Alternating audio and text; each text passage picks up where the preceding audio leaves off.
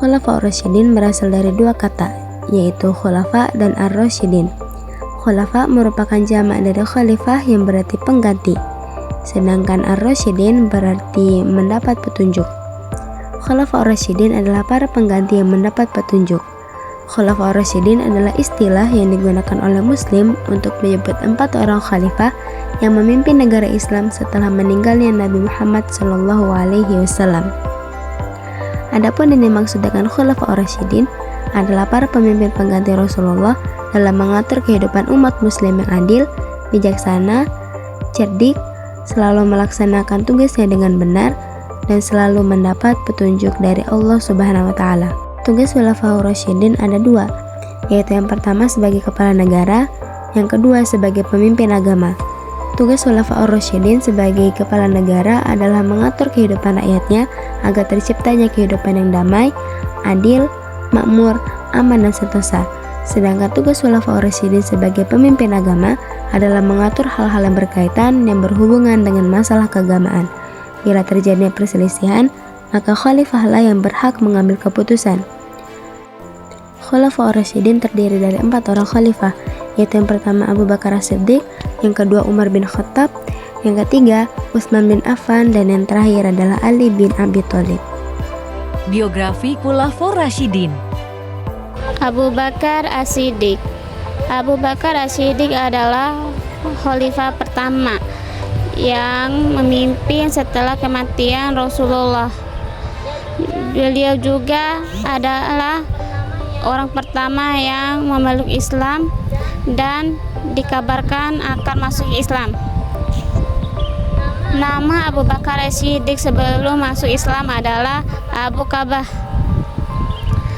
tetapi diganti oleh Rasulullah menjadi Abdullah bin Quhafah At-Tamimi. Beliau lahir di tahun 573 Masehi, 3 tahun lebih muda daripada Rasulullah. Abu Bakar As-Siddiq memiliki 2 julukan, yaitu Abu Bakar dan As-Siddiq. Julukan Abu Bakar berarti Bapak Penagih, karena beliau pada pagi-pagi sudah memeluk agama Islam. Sedangkan As-Siddiq, beliau selalu membenarkan peristiwa yang dilakukan oleh Rasulullah, seperti Isra Mi'raj, dan ia pun selalu ditunjuk oleh Rasulullah untuk menggantikannya. Beliau sedang berhalangan. Rasulullah mempercayai beliau untuk menggantikannya menangani tentang keagamaan. Terpilihnya Abu Bakar As-Siddiq menjadi pemimpin setelah kematian Rasulullah. Diadakan musyawarah atau dilakukan musyawarah oleh kaum Muhajirin dan Ansor. Pada saat itu, kaum Muhajirin dan kaum Ansor berkumpul di balai kota Bani Saidah, Madinah. Musyawarah itu memerlukan cukup banyak waktu, karena dari masing-masing pihak kaum Muhajirin dan kaum Ansor sama-sama merasa berhak menjadi pemimpin umat Islam. Dengan semangat Uwayyah Islamiyah yang tinggi, akhirnya Abu Bakar yang terpilih. Rupanya semangat keagamaan Abu Bakar mendapatkan penghargaan yang tinggi dari umat Islam, dan akhirnya Abu Bakar sama-sama menerima dan membaiki Abu Bakar. Di masa kepemimpinannya, beliau memperoleh banyak pencapaian, salah satunya budaya musyawarah dalam menyikapi suatu masalah. Apabila terjadi suatu masalah, Abu Bakar selalu mencari hukumnya dalam kitab Allah. Abu Bakar menjadi khalifah hanya 2 tahun. Pada tahun 634 Masehi, ia meninggal dunia setelah menyelesaikan masalah yang terjadi pada tubuh umat Islam. Abu Bakar juga mengembangkan Islam di luar Arab. Umar bin Khattab adalah khalifah kedua dalam Khulafaur Rasyidin yang memimpin umat Islam. Beliau berasal dari suku Adi dengan nama aslinya Umar bin Khattab bin Nufail. Beliau lahir di Mekah pada tahun 583 Masehi, 12 tahun lebih muda dari Rasulullah. Ayahnya bernama Khattab dan ibunya bernama Fatmah. Perawakannya tinggi, besar dan tegap dengan otot-otot yang menonjol pada kaki dan tangannya, berjenggot yang lebat dan berwajah tampan, serta warna kulitnya coklat kemerah-merahan. Umar bin Khattab masuk Islam pada tahun kelima kenabian dan menjadi salah satu sahabat sekaligus pelindung utama Nabi. Umar bin Khattab termasuk salah satu sahabat yang paling menonjol dalam sejarah Islam. Beliau dikenal sebagai tokoh yang sangat bijaksana, kreatif, dan jenius. Umar bin Khattab dinobatkan sebagai khalifah pertama dan sekaligus panglima tertinggi pasukan Islam dengan gelar khususnya Amirul Mukminin atau panglima orang-orang yang beriman. Terpilihnya Umar bin Khattab sebagai khalifah kedua setelah Abu Bakar As-Siddiq asalnya dari tinjauan yang dilakukan Khalifah Abu Bakar sewaktu masih terbaring sakit. Khalifah Abu Bakar As-Siddiq melakukan tinjauan secara diam-diam terhadap tokoh-tokoh terkemuka dari kalangan sahabat mengenai pribadi siapa yang layak untuk menggantikannya, dan ternyata jatuh kepada Umar bin Khattab. Khalifah Umar bin Khattab menjadi pemimpin umat Islam selama 10 tahun. Selama 10 tahun itu banyak prestasi yang telah dicapai oleh Umar bin Khattab. Salah satu dari prestasi itu adalah memperluas dan merenovasi Masjidil Haram di Mekah dan Masjidil Nabawi di Madinah. Pada masa Umar bin Khattab dilakukan perluasan daerah ekspansi Islam ke beberapa wilayah seperti Syria, Palestina, Mesir, dan Persia. Umar dikenal sebagai seseorang yang pandai dalam menciptakan peraturan karena tidak hanya memperbaiki, bahkan mengkaji ulang terhadap kebijakan yang telah ada. Khalifah Umar juga telah menerapkan prinsip demokratis dalam kekuasaan, yaitu dengan menjamin hak yang sama bagi setiap warga negara. Pada hari Rabu Zulhijjah tahun 23, Umar bin Khattab wafat. Beliau ditikam saat sedang melakukan sholat subuh oleh seorang majusi yang bernama Abu Lu'lu'ah, yang merupakan milik Al-Mughirah bin Syu'bah. Budak ini diduga mendapatkan perintah dari kalangan majusi. Umar bin Khattab dimakamkan di samping Muhammad SAW, dan Abu Bakar wafat pada usia 63 tahun. Khalifah yang ketiga setelah Khalifah Umar bin Khattab adalah Khalifah Utsman bin Affan.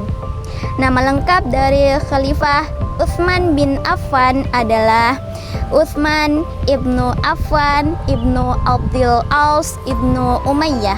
Khalifah Utsman bin Affan ini mulai memeluk Islam atas ajakan Khalifah Abu Bakar saat usianya 30 tahun dan menjadi salah satu seorang sahabat dekat Nabi.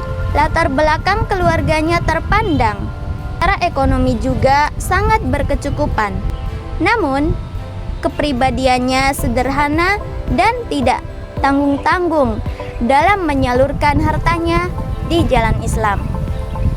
Utsman bin Affan mendapat gelar Dzun Nurain karena menikahi dua putri Rasulullah Shallallahu Alaihi Wasallam, Ruqayyah dan Ummu Kulsum, urutan setelah salah satunya meninggal.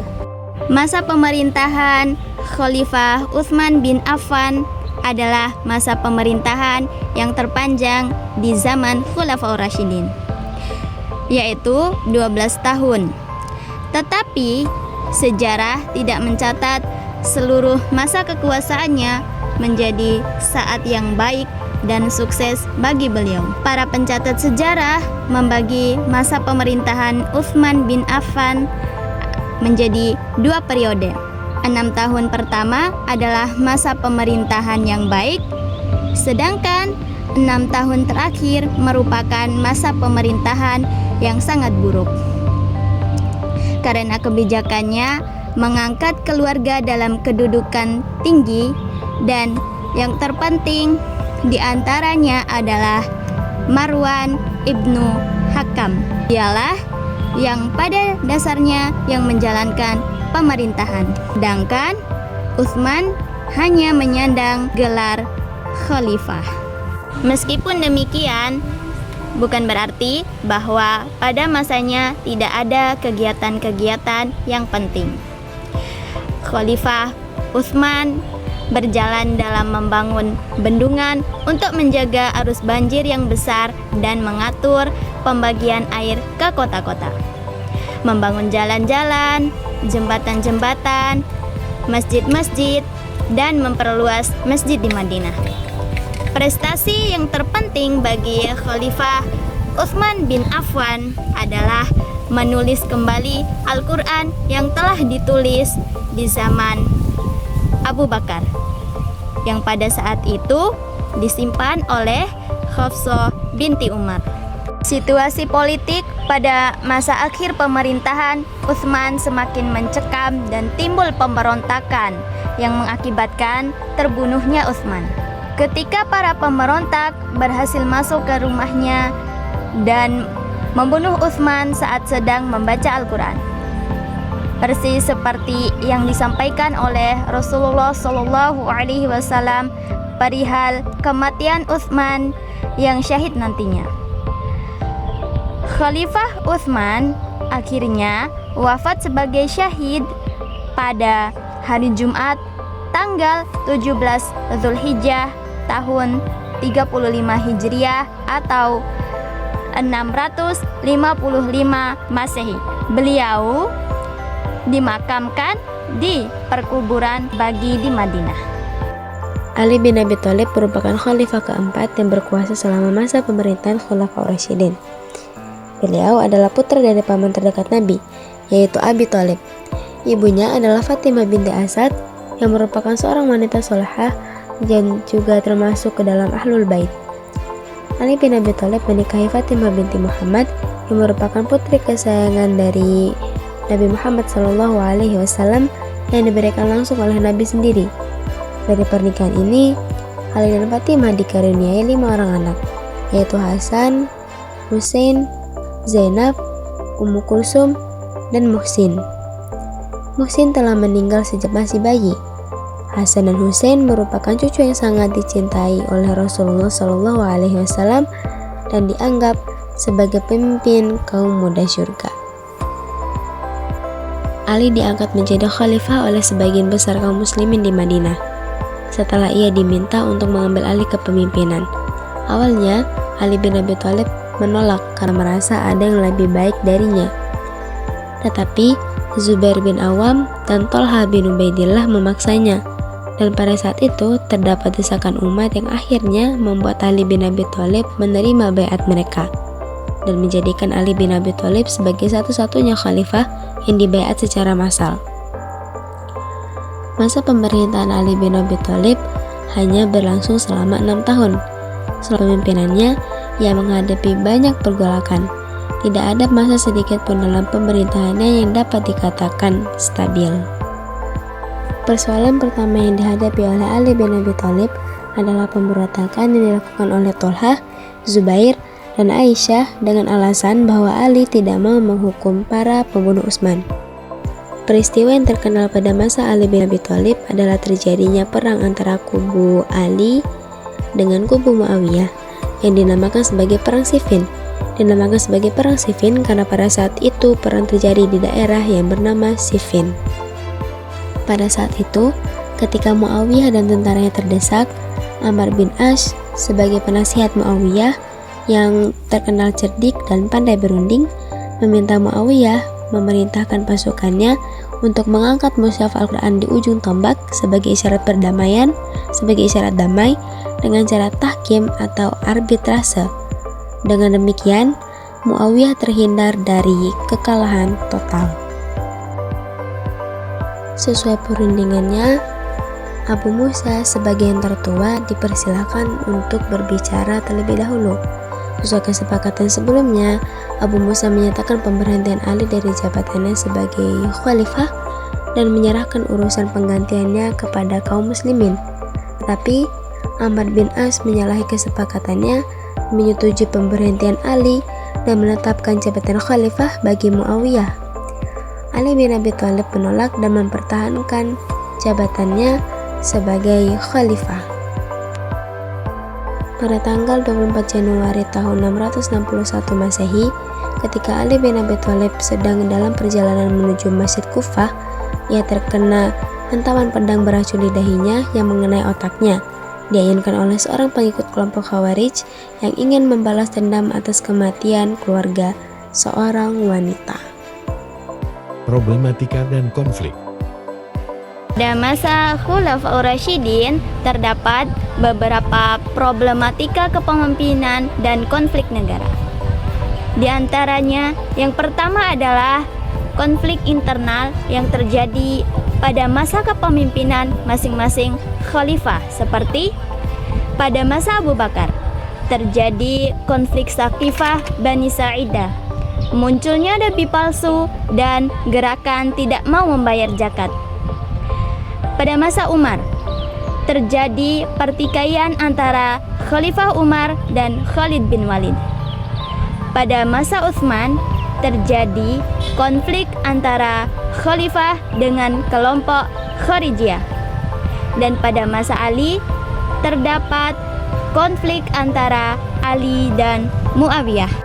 Yang kedua yaitu konflik sosial politik pada masa kepemimpinan Utsman bin Affan yang disebabkan oleh kebijakannya mengangkat keluarga dari Bani Umayyah dalam jabatan-jabatan strategis di pemerintahan. Yang terakhir adalah kondisi politik yang semakin mencekam pada masa akhir kepemimpinan Utsman yang berakibatkan pada terbunuhnya Utsman bin Affan oleh para pemberontak. Kemajuan di masa Khulafaur Rasyidin. Pada masa pemerintahan Khulafaur Rasyidin, tidak hanya terdapat problematika kepemimpinan dan konflik negara, tapi juga terdapat perkembangan pendidikan, perkembangan ilmu pengetahuan, dan ekspansi wilayah. Di antaranya seperti pendidikan Islam telah mengalami perkembangan baik dari segi materi maupun lembaga pendidikan. Saat ini, kurikulum pendidikan Islam sudah meliputi membaca dan menulis, membaca Al-Quran dan hafalan, serta iman, ibadah, dan juga akhlak. Perkembangan yang kedua ada pada masa kekhalifahan Utsman bin Affan, yaitu dilakukannya pembukuan mushaf Al-Quran menjadi satu. Dan hal ini dimaksudkan agar tidak adanya perbedaan dalam membaca Al-Quran. Kemudian, mushaf Al-Quran yang telah dibukukan ini kemudian disalin naskahnya, diperbanyak, dan disebarluaskan di berbagai wilayah agar menjadi pedoman yang baik dan benar. Perkembangan yang ketiga yaitu ekspansi wilayah. Pada masa kekhalifahan Umar bin Khattab, ekspansi dilakukan hingga ke negeri Syria, Palestina, Mesir, dan Persia. Sedangkan pada masa kekhalifahan Utsman bin Affan, beliau melakukan ekspansi wilayah hingga ke negeri Mesir dan juga Turki. Perkembangan yang keempat yaitu pelestarian ayat Al-Quran. Khalifah Abu Bakar As-Siddiq memerintahkan Zaid bin Sabit untuk mengumpulkan seluruh ayat Al-Quran yang dahulunya ada di atas daun, ada di atas batu, dan dikumpulkan menjadi satu mushaf Al-Quran. Hal ini dilakukan agar menjaga kesatuan dan keutuhan dari ayat-ayat Al-Quran tersebut. Perkembangan yang kelima, di saat kepemimpinan Khalifah Abu Bakar As-Siddiq. Beliau memerintahkan bala tentaranya, beliau memerintahkan pasukannya untuk memerangi dan menumpas kaum-kaum yang murtad dan penguasa-penguasa yang zalim. Berkat perannya ini, kebenaran semakin bersinar dan Jazirah Arab pun semakin meluas. Dan perkembangan yang terakhir adalah para Khulafaur Rasyidin memasukkan budaya bangsa luar ke dalam Arab dengan prinsip tidak ada perbedaan dan tidak ada pertentangan di antara mereka. Sampailah kita pada akhir video tentang Khulafaur Rasyidin. Semoga video ini bermanfaat bagi teman-teman sekalian.